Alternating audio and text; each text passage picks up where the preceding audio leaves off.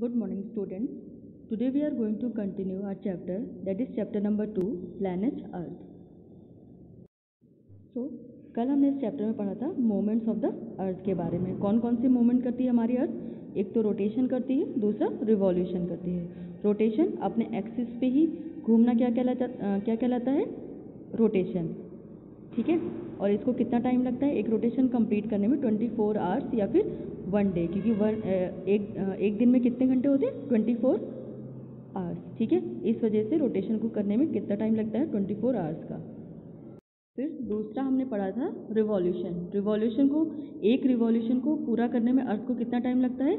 365 and 1/4 day, ठीक है।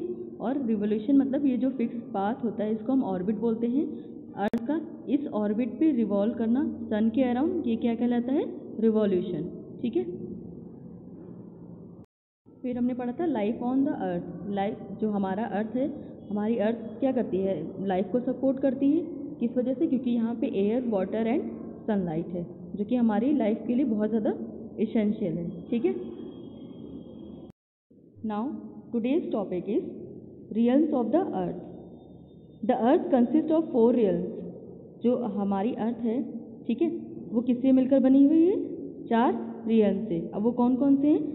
दे are atmosphere, air. Atmosphere को हम क्या बोलते हैं? एयर। Hydrosphere, water.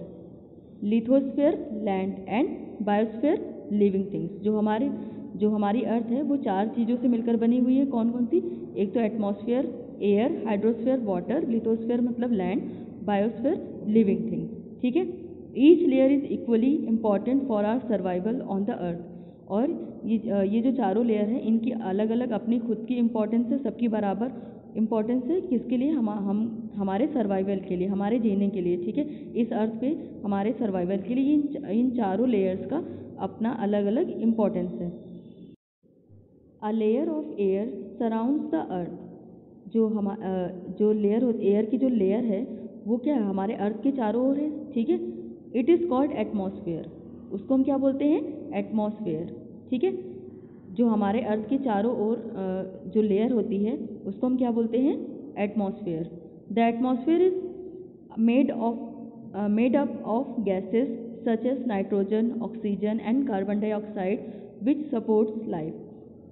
जो एटमॉस्फेयर है वो किससे मिलकर बना हुआ है? बहुत सारी गैसों से मिलकर बना हुआ है, ठीक है। कौन कौन सी गैसें हैं आपके एटमॉस्फेयर में? नाइट्रोजन, ऑक्सीजन, कार्बन डाइऑक्साइड, जो क्या करती हैं? हमारी लाइफ को सपोर्ट करती हैं, ठीक है।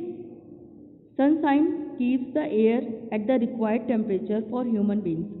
जो सनशाइन है मतलब जो सन से जो हीट आती है, ठीक है, ये जो लाइट हमें मिलती है वो क्या करती है? एयर का जो टेम्परेचर है जितना हमें चाहिए उसको मेंटेन करती है, ठीक है। और human beings, plants and animals to live.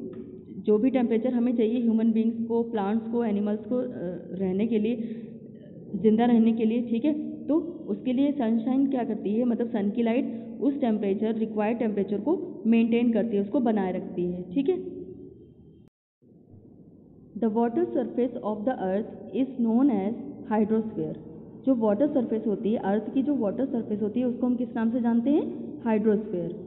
It contains all the solid, liquid and gaseous form of water.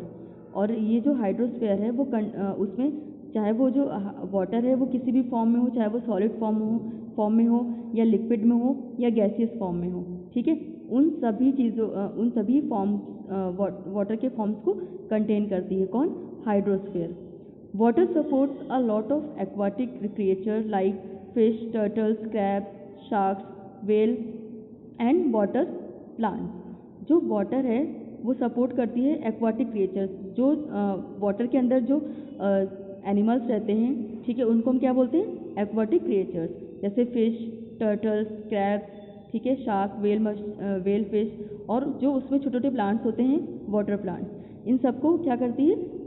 इन सबको सपोर्ट करती है। कौन? हाइड्रोस्फेयर। हाइड्रोस्फेयर मतलब water surface. The land surface of the earth is known as lithosphere.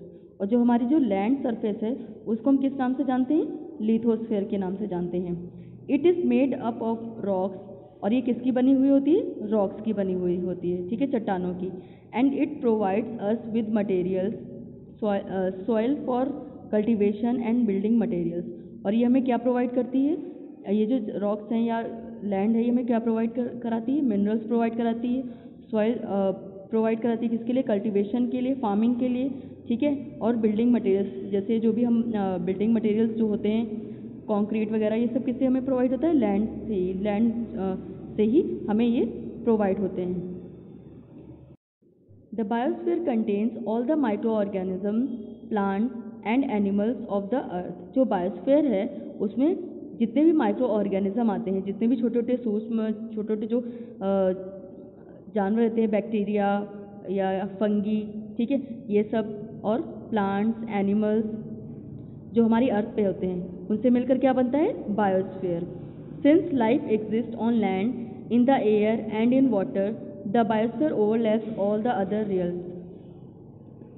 जो हमारी life है वो land में भी एग्जिस्ट करती है, ठीक है, और एयर में, वाटर में भी जो लाइफ है वो एग्जिस्ट करती है, लेकिन जो बायोस्फीयर है वो तीनों चीज़ों का मिश्रण होता है, ठीक है। वो ओवरलैप होता है तीनों ही, लिथोस्फीयर, बायोस्फीयर एंड हाइड्रोस्फीयर, ठीक है। इन सब में ही तीनों चीज़ों में रह सकता है आपका कौन सा, बायोस्फीयर, ठीक है। क्योंकि कुछ एनिमल्स वाटर में रहते हैं, ठीक है, कुछ लैंड में रहते हैं, तो ऐसे ही इसलिए बायोस्फीयर वो तीनों का ही मिश्रण होता है। Now look at this diagram. इस डायग्राम में आपको क्या दिख रहा है, ये जो सरफेस है वाटर सरफेस, ठीक है, इसको हम क्या बोलते हैं, हाइड्रोस्फीयर।